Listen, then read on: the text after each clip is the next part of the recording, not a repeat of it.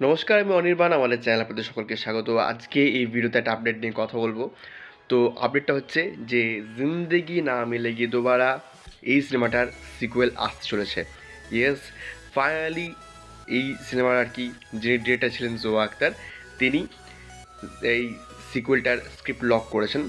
এবং যেটা শোনা যাচ্ছে যে ফার্স্ট পার্টে যারা ছিলেন অর্থাৎ ফারহান, ঋত্বিক, অভয় প্রত্যেকেই আর কি এই সিকুয়েলও তাদের যে রোলটা সেটাকে প্লে করতে চলেছেন।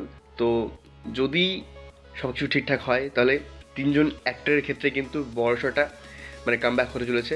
হ্যাঁ, মানে মানে ঋত্বিকের তো মানে শেষ কয়েকটা সিনেমা ভালো যায়নি, এবং অভয় দেওয়ালকে বহুদিন ধরে আমরা ইন্ডাস্ট্রিতে দেখছি না, আর ফারহান আখতার তো তাকেও দেখা যাচ্ছে না। তো আশা করব যে এই সিনেমাটাও বেশ হিট হবে। এবং একটা প্রশ্ন আমার আর কি আপনার জন্য থাকছে, সেটা হচ্ছে যে এই সিনেমাটার যেহেতু নামেই রয়েছে দোবারা ওয়ার্ডটা, তো এই সিনেমার সিকুয়েলের কী নাম হতে পারে? মানে দোবারা দোবারা তো হতে পারে না, বাট কী এই সিনেমাটার পোটেনশিয়াল সিকুয়েল নেম হতে চলেছে সেটা কিন্তু আপনারা কমেন্ট করে জানাবেন। আর এই আপডেটটা নিয়ে আপনাদের কি মতামত সেটা অবশ্যই কিন্তু কমেন্ট করে জানাবেন। ভিডিওটি ভালো লাগলে লাইক, কমেন্ট, শেয়ার করুন।